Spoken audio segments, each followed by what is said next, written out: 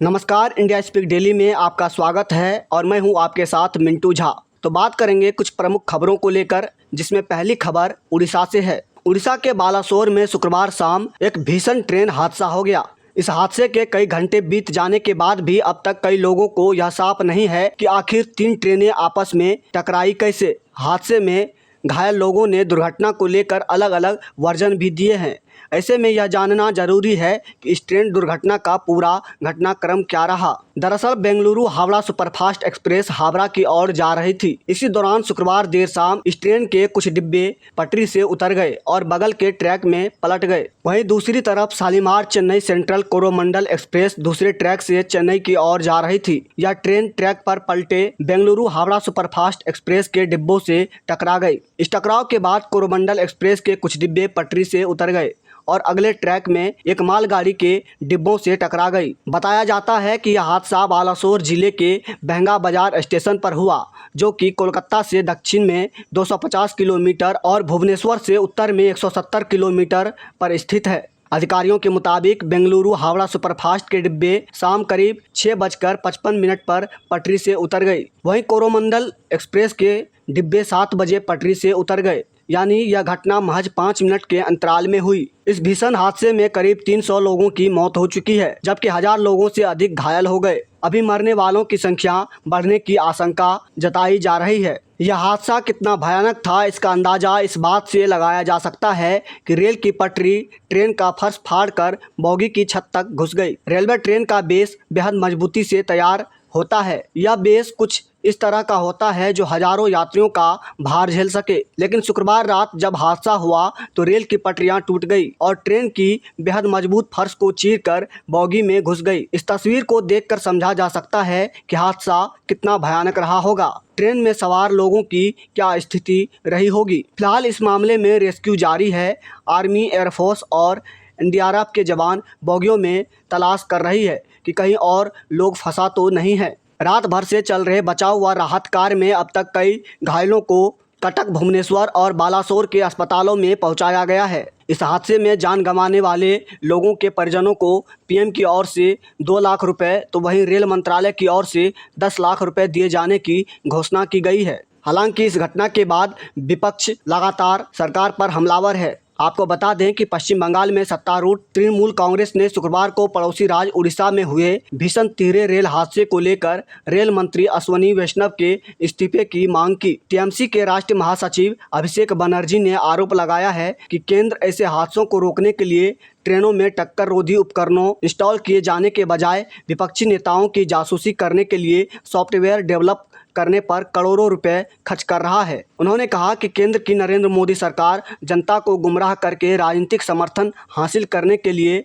वंदे भारत ट्रेनों और नवनिर्मित रेलवे स्टेशनों का डींग हाँक रही है, लेकिन सुरक्षा उपायों की उपेक्षा कर रही है। इस पूरे मामले को लेकर इंडिया स्पीक डेली पर अर्चना कुमारी ने भी खबर की है। उन्होंने लिखा है, 1956 में महबूब नगर रेल हादसे में 112 लोगों की मौत हुई थी। इस पर उस समय के तत्कालीन रेल मंत्री लाल बहादुर शास्त्री ने इस्तीफा दे दिया था। इसे तत्कालीन पीएम जवाहरलाल नेहरू ने स्वीकार नहीं किया। 3 महीने बाद ही अरियालूर रेल दुर्घटना में 114 लोग मारे गए। उन्होंने फिर इस्तीफा दे दिया। उन्होंने इस्तीफा स्वीकारते हुए संसद में कहा कि वह इस्तीफा इसलिए स्वीकार कर रहे हैं कि यह एक नजीर बने, इसलिए नहीं कि हादसे के लिए किसी भी रूप में शास्त्री जिम्मेदार हैं। आज जब मोदी कैबिनेट के मंत्री अश्विनी वैष्णव का इस्तीफा मांगा जा रहा है, तब वह अपना बचाव ढूंढते फिर रहे हैं। जिस राज्य उड़ीसा से रेल मंत्री आते हैं, उसी उड़ीसा के बालासोर में भीषण हादसा हुआ है और रेल मंत्री पर इसका कोई असर नहीं दिख रहा है। इस बीच प्रधानमंत्री नरेंद्र मोदी मौके पर जाएंगे और घायलों का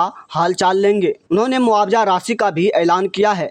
कहा जाता है कि रेलवे की विभिन्न इंक्वायरी टीम मामले की जांच कर रही है, लेकिन किसकी लापरवाही से यह हादसा हुआ यह पता चलने में समय लगेगा। इसकी गाज वैसे कर्मियों पर दे दी जाएगी जिनकी हैसियत और रेलवे में पद निचले कर्मियों के तौर पर होगा, लेकिन रेल मंत्री की कुर्सी इतना बड़ा हादसा के बाद भी बची रहेगी। इस बारे में जानकारी देते हुए भारतीय रेलवे के कार्यकारी निदेशक अमिताभ शर्मा ने बताया, दुर्घटना में 2 यात्री ट्रेनों की सक्रिय भागीदारी थी, जबकि तीसरी ट्रेन एक मालगाड़ी थी जो साइट पर खड़ी थी, वह भी इस दुर्घटना में शामिल है। देश की सबसे घातक ट्रेन दुर्घटनाओं में से एक शाम 7 बजे के आसपास हुई, जब कई यात्री सो रहे थे। प्रारंभिक जांच कार्रवाई में पता चला है कि चेन्नई जा रही कोरोमंडल शालीमार एक्सप्रेस कथित तौर पर पटरी से उतर गई और एक मालगाड़ी से टकरा गई, जिसके बाद कई डिब्बे पलट गए। यह घटना महज 5 या 10 मिनट के बीच कुछ ही मिनटों में भीषण त्रासदी हुई, जिसके बाद मौके पर राहत तथा बचाव दल का काम जारी है। मौके पर रेलवे के तमाम बड़े अधिकारी के साथ उड़ीसा के मुख्यमंत्री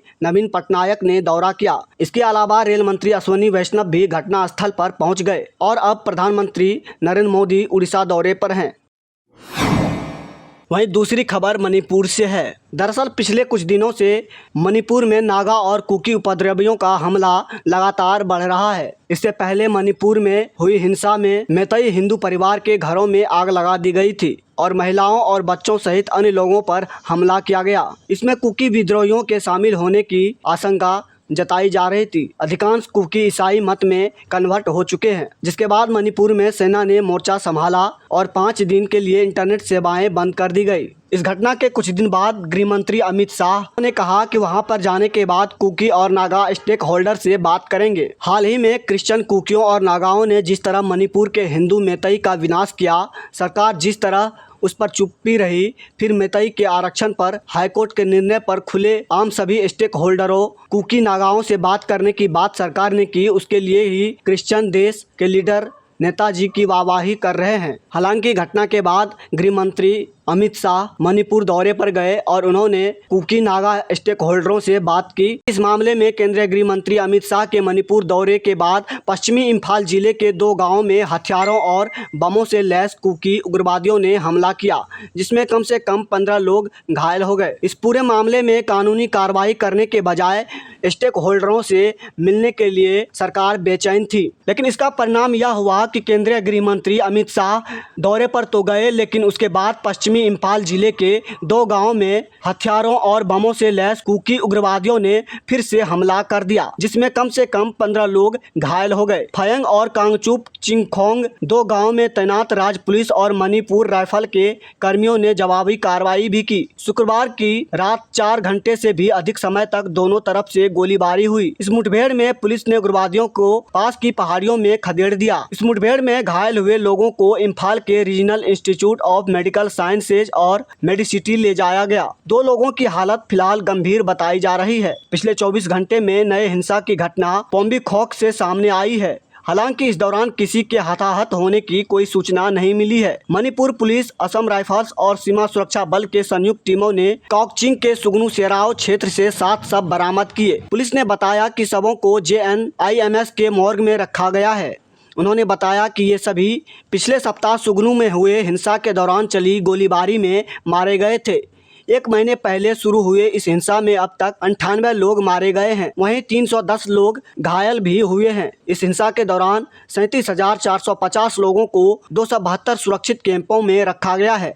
राज्य में शांति स्थापित करने के लिए असम राइफल्स के 10,000 सुरक्षा बलों को तैनात किया गया है। अपने आप को हिंदुत्ववादी मानने वाली सरकार किस तरह से मणिपुर मैतेई हिंदू पर चुप्पी साधी हुई है, यह इस घटना से साफ जाहिर हो रहा है।